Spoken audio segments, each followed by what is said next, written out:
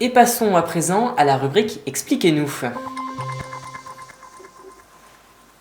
On vient de le voir, ce second tour n'est pas si simple, alors est-ce dû au programme qui ne plaît pas? Quels étaient les enjeux majeurs pour cette élection de la part des candidats? Anne-France, tu es là pour nous éclairer sur cette question. Bonsoir Julien et bonsoir à toutes et à tous. Alors depuis plusieurs semaines, la campagne présidentielle est rythmée par certaines thématiques qui sont plus citées que d'autres dans l'espace public. Nous avons justement posé cette question à nos concitoyens et on leur a également demandé de nous faire part de leurs principales préoccupations. Je vous propose de les écouter.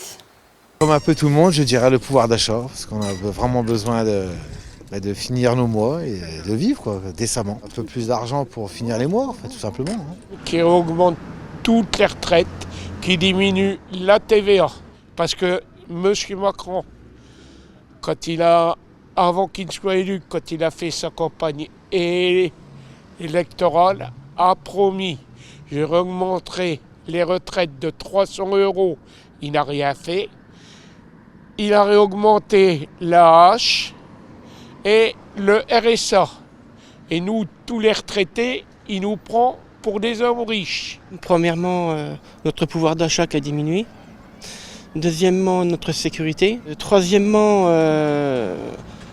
tout ce qui se passe avec la guerre en Ukraine. Parce qu'on voit tous les taxes, les pâtes, les huiles qui augmentent et on se demande ce qui se passe quand même. Le pouvoir d'achat est important. La sécurité aussi. L'Europe. Le pouvoir d'achat, il est en chute en ce moment. M. Macron a remonté tout d'un coup et nous, les salaires ou les petites accumules de RSA ou l'allocation adulte handicapé ou les gens qui travaillent peu avec le SMIC, ils n'arrivent pas à vivre.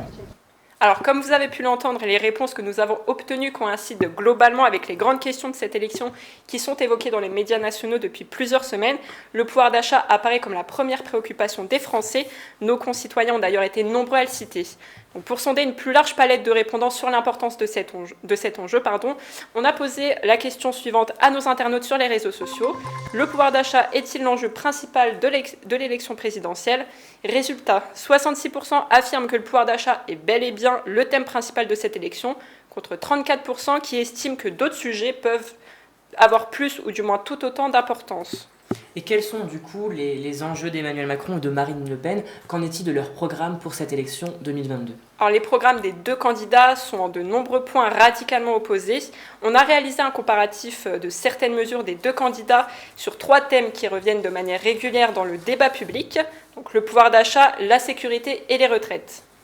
Alors, concernant le pouvoir d'achat, Emmanuel Macron souhaite mettre en place un bouclier tarifaire qui consiste à geler les prix du gaz et de l'électricité, ainsi qu'un chèque alimentaire pour les foyers modestes.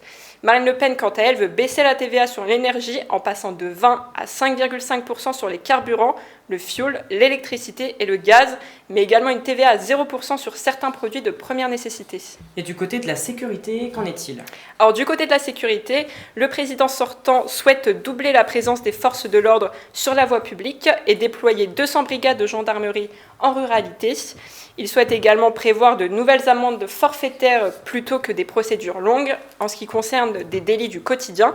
Et Marine Le Pen a affiché sa volonté de recruter 7000 policiers et gendarmes et d'instituer une présomption de légitime défense pour les forces de l'ordre. Et enfin, les retraites, donc du coup, un sujet qui fait couler beaucoup d'encre.